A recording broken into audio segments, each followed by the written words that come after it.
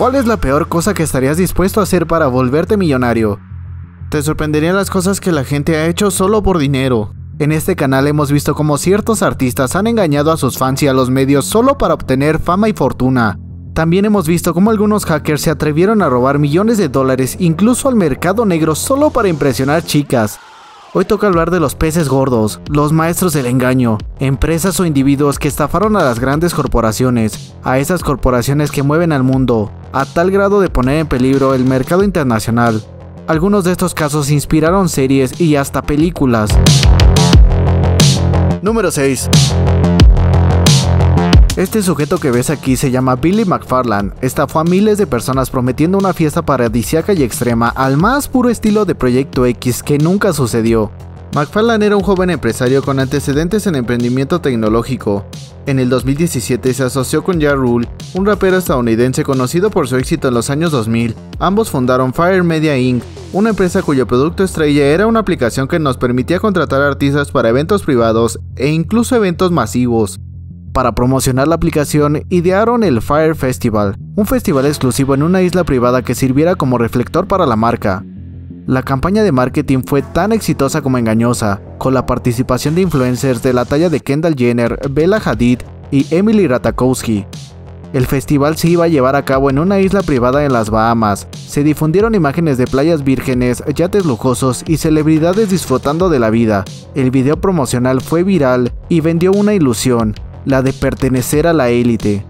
Las entradas oscilaban entre los 500 y los 12,000 dólares, con promesas de villas de lujo, chefs reconocidos mundialmente y presentaciones de artistas como Major Lazer, Blink-182 y Migos. Lo que los asistentes encontraron al llegar a la isla de Great Exuma en las Bahamas fue diametralmente opuesto a lo prometido.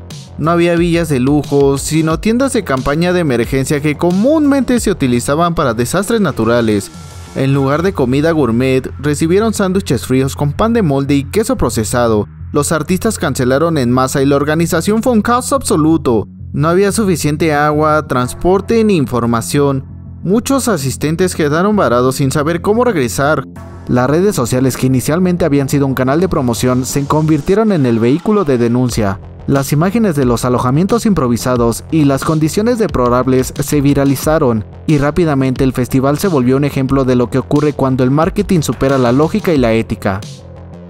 Billy McFarland fue acusado de fraude por haber engañado a inversionistas, patrocinadores y consumidores. En 2018 fue sentenciado a 6 años de prisión y multado con 26 millones de dólares en restituciones.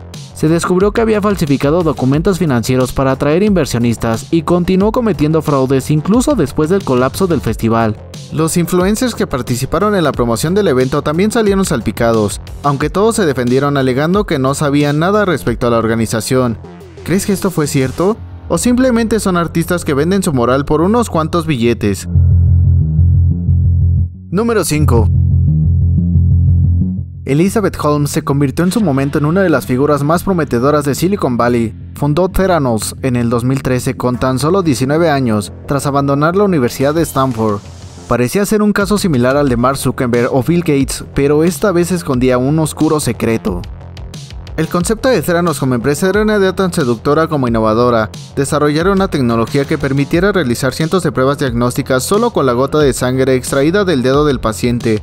Esto supuestamente reduciría los costos, eliminaría procedimientos invasivos y democratizaría el acceso al análisis clínico.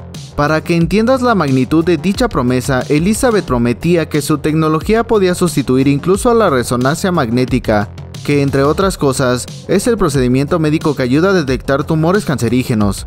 Evidentemente la historia fue recibida con un gran entusiasmo por el ecosistema de capital de riesgo de Silicon Valley. Elizabeth logró captar más de 700 millones de dólares en inversión de figuras influyentes, entre los que destacaba el exsecretario de Estado George Shultz. En 2014, Theranos alcanzó una nueva valuación de 9,000 millones de dólares, y Holmes fue reconocida por Forbes como la mujer multimillonaria más joven hecha a sí misma. El concepto de la empresa era demasiado bueno, tanto que parecía mentira. Pero la presencia de Holmes era magnética, tenía un perfil típico de las grandes mentes de la historia, hablaba con autoridad, usaba un característico cuello alto negro, se le comparaba incluso con Steve Jobs y decía defender con pasión la misión de hacer accesible el análisis de sangre para todos. Pero detrás de esa imagen se escondía una estafadora. A pesar de las afirmaciones públicas de Holmes y su empresa, la tecnología de Theranos, especialmente su máquina llamada Edison, nunca funcionó como se prometió. No era capaz de realizar con precisión la mayoría de los análisis anunciados. En muchos casos, la prueba que supuestamente se hacía con Edison era realizada por equipos comerciales de otras compañías. El gran plot twist ocurrió cuando el periodista John Carreiro del Wall Street Journal comenzó una investigación sobre Theranos en 2015, basado en testimonios de ex empleados, documentos internos y fuentes médicas. Carreiro reveló que Theranos falseaba resultados, engañaba a los inversionistas y ponía en riesgo la salud de los pacientes con diagnósticos imprecisos o incorrectos. Holmes y su socio comercial Ramesh Balwani intentaron silenciar a los denunciantes e intimidar a periodistas y críticos legales, pero la verdad se impuso. Tras la publicación del artículo de Carreiro y el aumento de las investigaciones por parte de las autoridades, la empresa comenzó a desmoronarse. En el 2018, el Departamento de Justicia de Estados Unidos acusó formalmente a Holmes y a Balwani de fraude electrónico y conspiración para cometer fraude.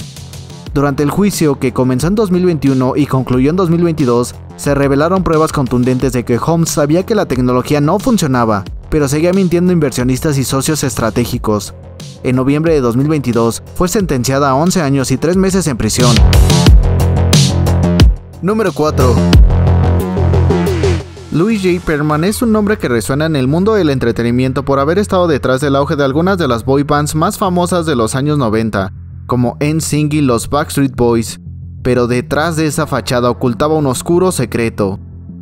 Pearlman nació en 1954 en Nueva York y desde joven mostró interés por los negocios y la aviación. Fundó una compañía llamada Airship International, que inicialmente se dedicaba al alquiler de dirigibles publicitarios. Si bien esta empresa tenía poca rentabilidad real, Pearlman la utilizó hábilmente como fachada para proyectar una imagen de éxito empresarial, tal y como tu amigo el que piensa que utilizar iPhone y playeras con estampado Calvin Klein lo hacen ver como millonario. A mediados de los años 90, Pearlman decidió probar suerte en la industria musical, fundando Transcontinental Records. En ese contexto descubrió y gestionó las carreras de los Backstreet Boys y NSYNC, dos grupos que alcanzaron enorme éxito comercial. Su habilidad para crear ídolos del pop y manejar la industria del entretenimiento lo posicionó como un empresario visionario. Sin embargo, tras ese éxito ocultaba una red de engaños financieros de gran escala. Louis Pearlman no solo manipulaba contratos discográficos de sus artistas, quedándose con la mayor parte de sus ganancias, sino que también orquestó uno de los esquemas Ponzi más grandes de la historia de los Estados Unidos. El esquema Ponzi es como las estafas piramidales, pero de las inversiones. En idioma humano, les pagaba a los inversionistas antiguos con el dinero de los inversionistas nuevos, para que así siempre se mantenga una cierta cantidad de dinero en una cuenta que le pertenece a la mente maestra, en este caso a Pearlman, para mantener un estilo de vida lujoso con el dinero de otros. Usaba documentos fraudulentos, auditorías inventadas y supuestas conexiones con bancos de renombre para ganarse la confianza de pequeños inversores, amigos, familiares e incluso instituciones financieras. Se estima que recaudó más de $300 millones a lo largo de 20 años. A medida que crecía su notoriedad en el mundo del espectáculo, su fraude financiero pasaba desapercibido, protegido por la fama y el prestigio que sus éxitos musicales le otorgaban. El castillo de naipes comenzó a desmoronarse en 2006, cuando se descubrieron inconsistencias en los informes financieros de sus compañías. Una investigación reveló que muchas de sus empresas simplemente no existían o no tenían operaciones. En 2007, después de huir de Estados Unidos, fue capturado en Bali y extraditado. En 2008, Louis Pearlman fue condenado a 25 años de prisión. Número 3. Durante la década del 2000, el auge del póker en línea se convirtió en un fenómeno global, impulsado por la facilidad de acceso a plataformas digitales y la glamorización del juego por parte de los medios. En este contexto, Full Tilt Poker emergió como una de las salas de póker más populares y confiables del mundo. Junto a PokerStars, fue una de las plataformas de póker online más famosas del mundo, pero sus jugadores pagaron las consecuencias de confiar a ciega en ellos. Fundada en 2004 por Ray Bitar, Full Tilt Poker fue una de las primeras plataformas de póker en línea que combinó software avanzado con una estrategia de marketing centrada en profesionales reconocidos. A diferencia de otras salas, Full Tilt se posicionó como un espacio donde los usuarios podían jugar contra jugadores profesionales, lo que le otorgó una ventaja de prestigio frente a competidores como PokerStars. Desde sus inicios, Full Tilt capturó una parte importante del mercado global, especialmente en Estados Unidos, donde el póker online era todavía una industria en expansión. Aunque legalmente causaba demasiadas dudas, en poco tiempo la empresa alcanzó miles de millones de dólares en ingresos y se convirtió en una de las plataformas más rentables del sector. La industria del póker online operaba en un área gris en Estados Unidos. En 2006, el Congreso aprobó la ley UIGEA, una ley que prohibía a las instituciones financieras procesar pagos relacionados con apuestas ilegales en línea. A pesar de ello, Full Tilt y otras plataformas continuaron operando, utilizando métodos alternativos para mover dinero, como terceros procesadores de pagos y sistemas falsificador de facturación. El 15 de abril de 2011, el Departamento de Justicia de Estados Unidos intervino de forma contundente en lo que se conoció como el Black Friday del póker. Se incautaron los dominios de Full Tilt Poker, PokerStars y Absolute Poker y se presentaron cargos contra sus ejecutivos por lavado de dinero, fraude bancario y violaciones del juego ilegal. Tras el Black Friday se reveló que Full Tilt Poker no solo operaba de forma ilegal en Estados Unidos, sino que también no tenía fondos suficientes para respaldar los depósitos de sus jugadores. Según el Departamento de Justicia, Full Tilt había adoptado prácticas similares a un esquema Ponzi. Mientras prometía que los fondos de los jugadores estaban separados y disponibles en todo momento, en realidad estos habían sido utilizados para financiar operaciones internas, pagar dividendos a los ejecutivos y sostener un estilo de vida lujoso para sus fundadores. Se estimó que en su punto máximo, Full Tilt debía más de 300 millones de dólares a sus jugadores, mientras que sus cuentas tenían menos de 60 millones. Más de 150 millones de dólares fueron distribuidos entre los ejecutivos de la empresa, con Ray Bitar recibiendo más de 40 millones de dólares. Ray Bitar fue arrestado y se declaró culpable de fraude bancario y lavado de dinero. Evitó una sentencia larga debido a un padecimiento cardíaco grave, aunque fue condenado a pagar millones en restitución. Número 2. ¿Crees que la ciberseguridad de empresas como Facebook o Google es inquebrantable? El phishing es una de las formas más comunes y peligrosas de fraude cibernético. Este tipo de estafas se basan en la ingeniería social y la suplantación de identidad para engañar a individuos y organizaciones y obtener información sensible o dinero. Seguramente piensas que las grandes organizaciones del mundo están seguras de este tipo de estafas, pero estás muy equivocado. Evaldas Rimasauskas es un ciudadano lituano que logró estafar a Google y Facebook por un total de aproximadamente 100 millones de dólares entre 2013 y 2015. Rimasauskas no usó un programa maligno avanzado ni técnicas de hacking completas. Su arma principal fue la suplantación de identidad cuidadosamente ejecutada. Rimasauskas creó una empresa falsa en Letonia con el mismo nombre de Quanta Computer, un proveedor legítimo de hardware con sede en Taiwán que mantenía relaciones comerciales con ambas tecnológicas. A través de esta compañía ficticia, Rimasauskas envió correos electrónicos fraudulentos a empleados de Google y Facebook, solicitando pagos de facturas que parecían auténticas. Los correos incluían documentos falsificados como contratos, cartas con firmas electrónicas y sellos corporativos para aparentar legitimidad. El engaño funcionó porque los documentos coincidían con contratos reales firmados por el proveedor original. Rimasauskas incluso abrió cuentas bancarias a nombre de la empresa falsa en varios países, incluyendo Letonia y Chipre. Tanto Google como Facebook realizaron transferencias millonarias a esta cuenta durante un periodo prolongado sin detectar la estafa. Como dije, la empresa que utilizaba Rimasauskas para estafar a estas compañías era un negocio legítimo. Eso ayudó a llevar a cabo el engaño, pues Rimasauskas tenía un extenso conocimiento sobre los procesos contables corporativos, el conocimiento del ciclo de pago y las relaciones comerciales de sus víctimas. Conocía la redacción de documentos y sabía que los empleados tanto de Facebook como de Google no verificarían dichos documentos, pero la clave para que esto colara fue la falta de verificación de los pagos por parte del proveedor real. Tenían confianza en el sistema de pagos automatizados. Piénsalo bien, sería difícil pensar que compañías del calibre de los afectados te quedaran a deber dinero. La estafa fue finalmente detectada y denunciada, lo que llevó a una investigación conjunta entre agencias de los Estados Unidos, Europa y Asia. En marzo de 2017, Rimasauskas fue arrestado en Lituania y posteriormente extraditado a Estados Unidos. En 2019 se declaró culpable en una corte federal de Manhattan de fraude electrónico, lavado de dinero e identidad falsa.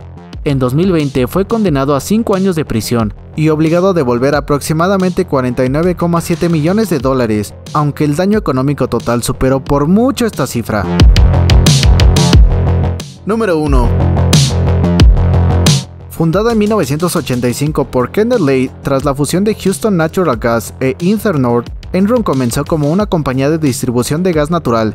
Sin embargo, bajo el liderazgo de Lay y más tarde de Jeffrey Skilling, la empresa diversificó rápidamente su modelo de negocios.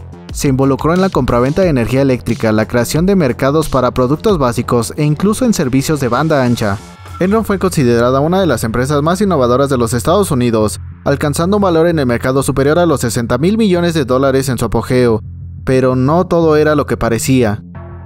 Enron se convirtió en símbolo de modernidad financiera gracias a su uso de mercados de futuro energético y su aparente habilidad para generar ingresos de manera constante y creciente. La revista Fortune la nombró la empresa más innovadora de Estados Unidos durante 6 años consecutivos, pero detrás del telón una red de manipulación contable sostenía esta fachada de éxito. El fraude de Enron se centraba en el uso de entidades denominadas sociedades de propósito especial. Estas estructuras permitían a Enron transferir deuda y pérdidas fuera de su balance general, lo que distorsionaba enormemente la situación financiera real. De esta manera, la empresa podía presentar ingresos inflados y deuda minimizada ante los accionistas y reguladores.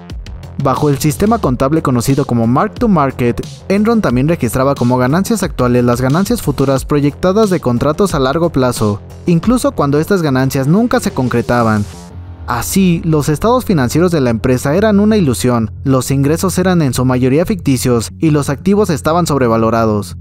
Jeffrey Skilling, como director ejecutivo, promovía una cultura empresarial centrada en resultados a corto plazo y premiaba el riesgo de inversión extremo, mientras que Andrew Fastow, director de finanzas, fue el arquitecto de la estructura SPE que facilitó el fraude. Fastow incluso creó alguna de estas entidades con fines de lucro personal, generando conflicto de intereses y enriquecimiento ilícito.